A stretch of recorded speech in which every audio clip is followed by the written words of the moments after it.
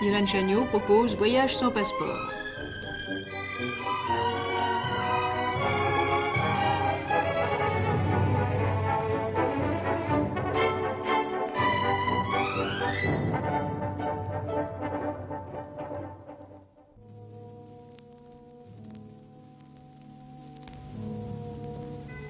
Amazonie où une pluie tropicale tombe en nappe, pluie têtue, régulière, venant obstinément chaque jour vers 4h30.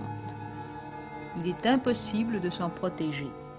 Pour cette raison, les riverains vivent dans des maisons lacustres, maisons sur pilotis, qui parfois, avec chance, constituent la demeure flottante des Amazoniens sur le fleuve en crue.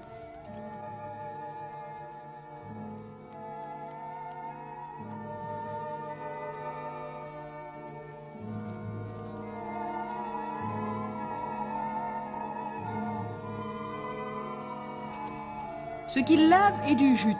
C'est une des cultures principales de ces riverains. Il est bon pour le jute d'être battu.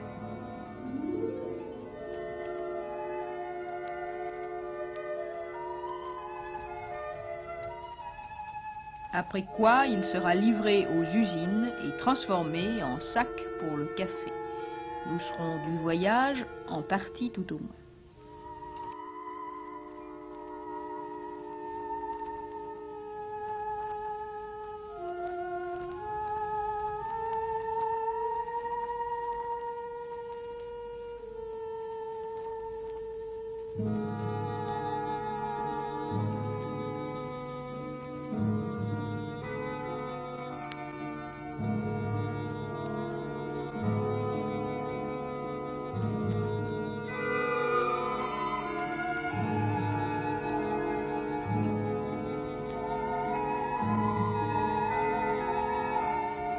Le capitaine du bateau sur lequel nous sommes, depuis 30 ans remonte la rivière, et pas une île, bien qu'elle soit toute semblable, ne lui est inconnue. Il circule sans compagne ni boussole, par n'importe quel temps, et il va où il veut, sans défaillance et sans erreur. Je vous présente le paresseux. La lenteur de ses gestes est feinte, car dans un mouvement rapide, il peut étouffer ses ennemis.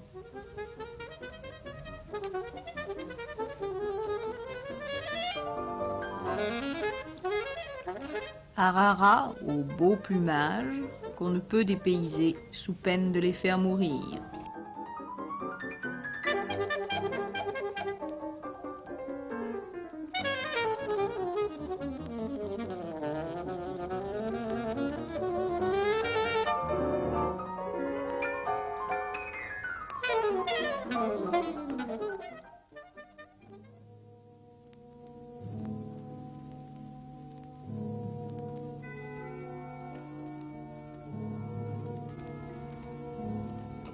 Dans ces nombreuses îles poussent les hévéas.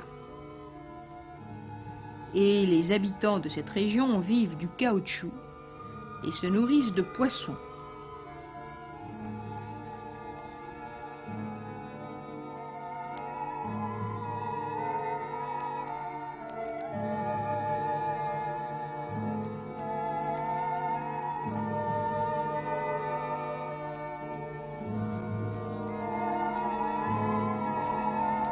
Voilà une belle prise, c'est un saumon.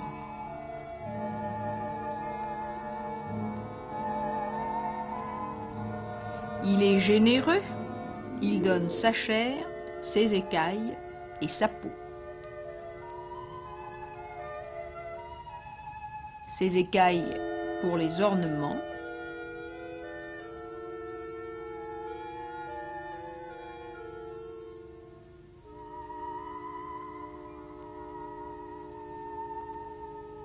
Sa peau pour des objets.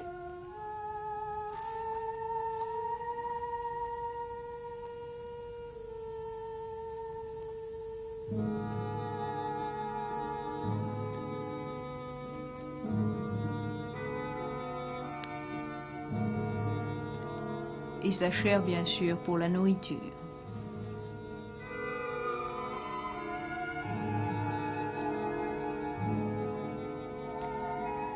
L'ami de ces vies misérables est ce petit être, aux partage avec lui ce qu'on peut, ce qu'on a.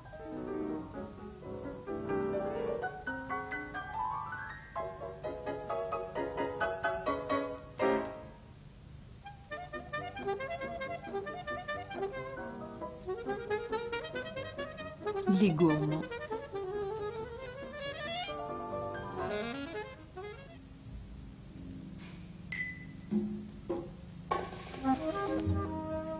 Le seringueiros vit du caoutchouc. Comment?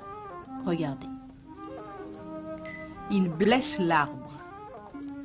On se croirait dans la forêt landaise, mais ici il ne s'agit pas de résine, mais de caoutchouc.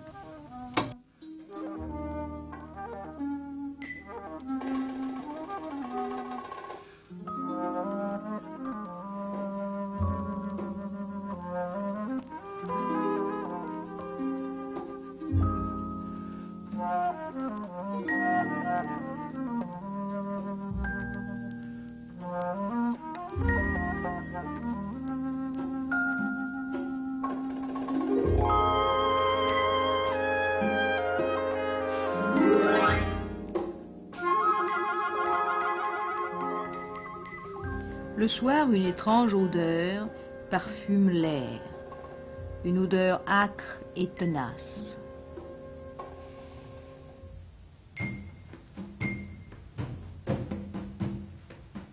C'est son caoutchouc qu'il met en boule pour l'échanger contre quelques boîtes de conserve, du sel et des gobelets pour recueillir ce même caoutchouc. C'est son seul moyen d'existence. Il vit perpétuellement en dette vis-à-vis de son patron propriétaire, et ce qu'il gagne, il le lui donne. Et cependant, cet enfant le regarde et l'envie, car lui, au moins, il a du caoutchouc.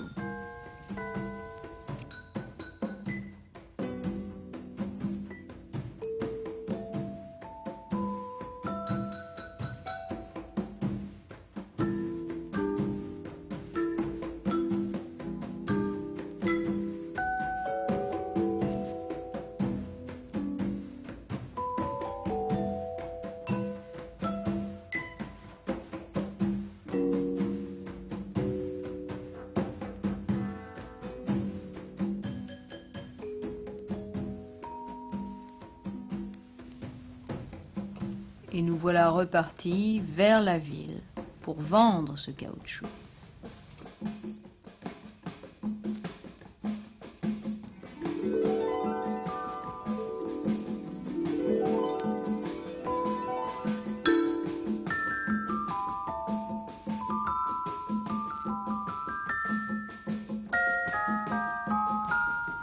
Ce bateau s'appelle le train express de l'Amazonie. Il parcourt 3000 km.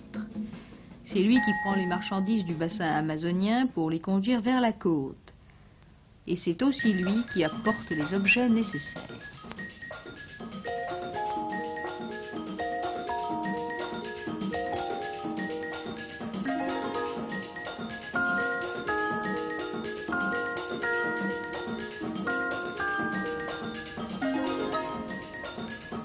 Ces émigrants sont des Japonais. Ils ont débarqué, défriché la jungle. Ils ont réussi à faire pousser les seuls légumes de tout le bassin. Tomates, salades, pommes de terre, café. Ils ont emmené avec eux leurs coutumes et leur thé.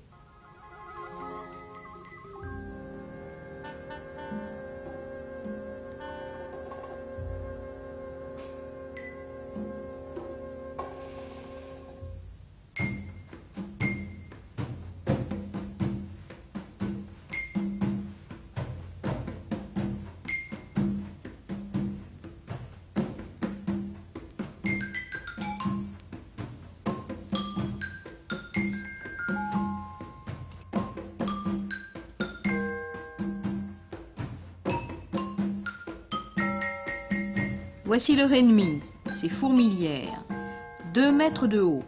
Inutile de les abattre, elles seront de nouveau là quelques jours après. Regardez vivre ces admirables bêtes.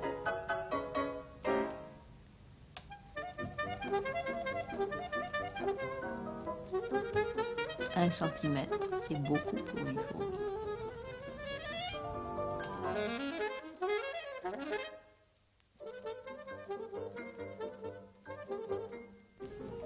Ce ne sont pas des papillons, ce sont nos fourmis qui travaillent.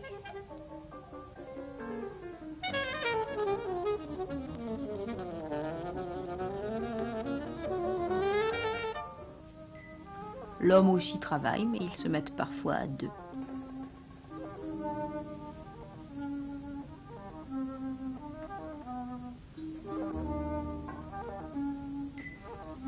Le long de l'Amazone, dans de petites villes, les dames n'ont ni chat ni chien, mais d'adorables petits singes, moustachus parfois, comme celui-ci. Ce sont les comédiens domestiques pour gens privés de distraction.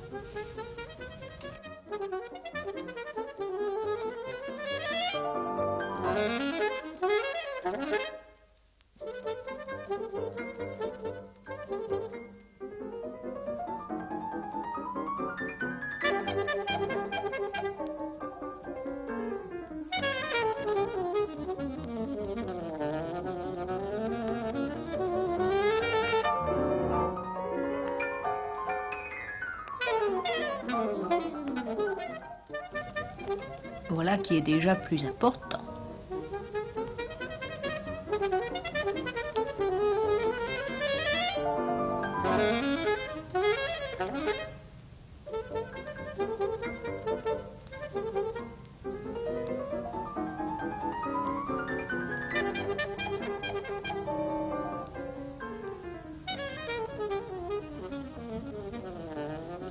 Les Indiens Marajo, disparus au temps des Incas, Mexicains les ont immortalisés dans des céramiques.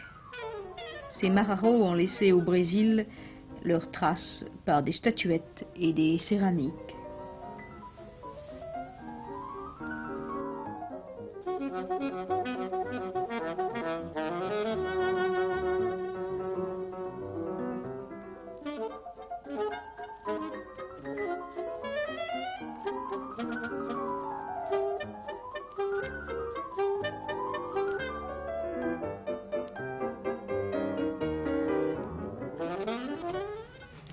Mais voilà de quoi faire rêver plus d'un enfant.